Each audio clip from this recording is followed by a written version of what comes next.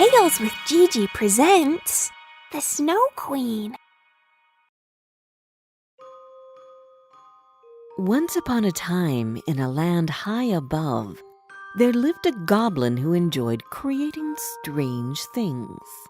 Once, he made a wicked mirror which reflected beautiful as ugly and good as bad. Unfortunately, he dropped the mirror, and it fell on the earth and broke into many pieces. Close to the place where it fell, there lived two good friends, Kay and Gerda. The two kids were neighbors, and they were playing all day long until their parents called them for dinner. One winter day, as they were playing with snowballs, a few of the pieces from the broken mirror hit Kay in the eye, and another one pierced his heart. That incident changed Kay very much, and he didn't play with Gerda anymore. The few times they met by accident, Kay was teasing her like they were never friends before. His attitude was completely strange, and Gerda couldn't understand him at all, but she believed that he would come back to her sooner or later. One day, Kay and his friends went on a sledge ride. The sledges stopped one after another, and the boys were jumping in until it was Kay's turn. The sledge, which stopped in front of him, seemed huge compared to the others.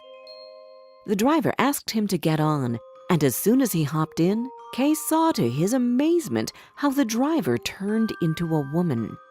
Before he could even scream, she pulled the reins and the horses sped away in no time. The woman was beautiful in a very cold way. Her gown was white and long, and she had a crown made of ice which didn't melt. Although she looked young, her hair was white, falling over her shoulders like iced water. "Who are you?" Kay asked the unknown lady. "Oh, I'm the Snow Queen. Nice to meet you, Kay," she said, and tugged the reins with such a strength one would think she wasn't a human. The horses and the sledge headed upwards to another land over the clouds. Kay's friends got very worried when they couldn't find their friend at the end of the ride. They went straight to his parents to check if Kay had come home earlier, but they said that they hadn't seen their son since the morning. Knowing how good friends they were with Gerda, Kay's parents went to ask her. Gerda knew nothing of Kay's missing, but when she heard that her old friend was missing, she decided to look for him in the river where they used to play. She arrived at the banks where her boat was, untied it, and sailed away in search of her friend. She yelled Kay's name to all directions, but only the sparrows answered her. Gerda was starting to lose hope when she passed by a cherry orchard where was a little cottage with funny red and blue windows. An old woman came out of it and asked Gerda who was Kay, and so Gerda told her the whole story and how she had ended up yelling before her window. The woman invited the poor child in her garden where flowers of all sorts were growing. "What a lovely garden you have!" exclaimed Gerda. "These are the most beautiful flowers with the most exquisite odor which I have ever seen." "My flowers are not only beautiful, but each of them can tell you a story. Why don't you ask them about your friend?" said the woman. So Gerda asked each of the flowers about Kay, and they all told her their story, but none of them mentioned anything about the boy, and so she left the house in sorrow. Feeling helpless, Gerda sat under a tree and started crying. She cried and cried until a crow alighted on a branch next to her. He asked her why she was crying, and Gerda told him, too, her story. "So have you seen him?" asked she when she was finished. "Have I seen whom?" asked the crow. "Kay," said Gerda impatiently. "Oh, yes. I may have seen a boy who looks like him in the palace. It was a few months ago, when the princess decided to get married. Although many candidates entered the palace, none of them could win the princess's heart. But on the third day, a boy with long hair and new creaking boots entered the palace. He wasn't blinded by all the silver and gold in the palace like all the others. He was really clever in his responses to the princess, and so she liked him and married him. They live happily now in the palace." Yes, this must be Kay. He had his new boots on when he went to the ride, and he is so clever that he can please a princess. Lead me to the palace. I want to make sure that's him." And so Gerda and the raven headed to the palace. When they entered the bedroom where the princess and the new prince were sleeping, Gerda approached the bed anxiously. The sleeping prince had the same hair as Kay. He rolled in his sleep and thus turned his face towards Gerda. She sighed in relief because it wasn't Kay, but another boy. As happy as she was that Kay had not married another one, Gerda left the princess's palace saddened because she hadn't found her friend yet.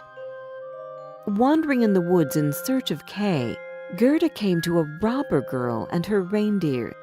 They thought that she was lost at first, but then she told them her story. "I saw your friend," said the reindeer. "He was taken by the Snow Queen. I saw them flying by on her sledge, and I believe they were going to Lapland where it is always cold, and I can take you there if you want." Gerda was overjoyed with the news and thankful to the reindeer for the help he offered. That night, they stayed with the robber girl's people, who gave her food and a bed to sleep on, but Gerda was restless. The next morning, when it was still dark, the robber girl helped Gerda sit on the back of the reindeer, and the two left for Lapland. They were traveling all day long when they saw a cottage in the middle of the forest, and decided to look for a shelter for the night. Before they had even knocked on the door, it opened. Inside, it was so hot that their host was almost naked. The woman helped Gerda take off her coat and set the table for them to eat. During the dinner, Gerda told her the reason they were in a land so far away from her home and asked the woman if she knew anything about Kay. "Yes, dear girl, your friend is about 100 miles away from here in the Snow Queen's palace, just as your friend the reindeer has told you. But you should sleep now. Take a good rest, and you will go on with your search tomorrow." Gerda was so tired, for she hadn't slept the night before. As soon as she fell asleep, the woman, who was also a magician, told the reindeer, "There is a small problem. Thanks to the glass pieces in Kay's eye and heart, he believes that the Snow Queen's palace is the best place for him." "But how will she fight the Snow Queen? Can't you make her some weapon or potion so that she becomes stronger?" asked the reindeer. "I can't give her any more power than she has already. Don't you see how powerful she is, and how men and animals on her way serve her? Her power lies in her heart, and we must not tell her about it. You will leave tomorrow and will ride until you are 2 miles away from the Snow Queen's castle. You will drop the girl by the big bush with the red fruits. From there on, she should continue on her own." The woman placed little Gerda on the reindeer's back, and off he ran as fast as he could. They reached the bush, and the reindeer told the girl that she should continue on her own. He kissed her on the forehead and wished her luck. Gerda started running barefooted on the snow until she reached the castle. Its walls were made of snow, and its glasses were of ice, through which the northern lights were penetrating inside. No one else but the Snow Queen and Kay lived inside. Gerda stepped into a large hall where she finally found Kay, but he was not the same Kay she knew. His body was almost blue from the cold, and his eyes were looking empty at her as if he didn't recognize her. The Snow Queen had removed all human feelings from him, including the feeling of cold.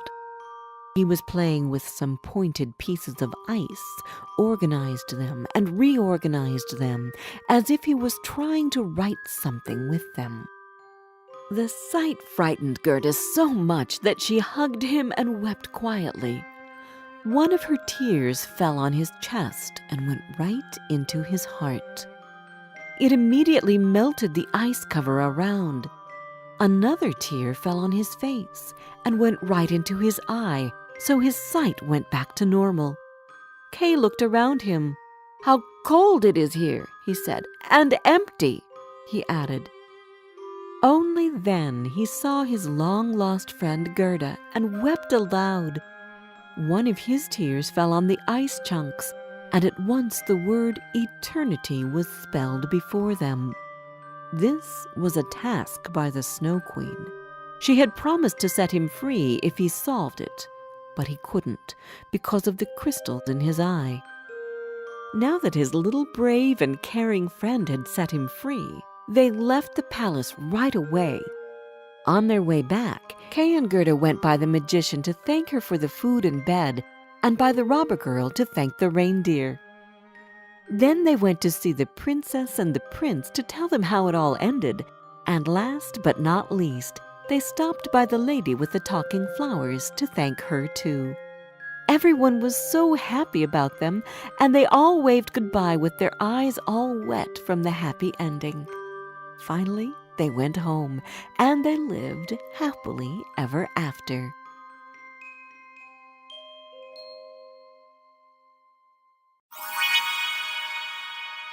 Did you like this story? Download our storytelling app, Tales with Gigi, where you can find more than 30 other fairy tales and fables which can come in handy during feeding time, bedtime, or on road trips. And don't forget to subscribe to our channel. We've got new tales coming out every Wednesday.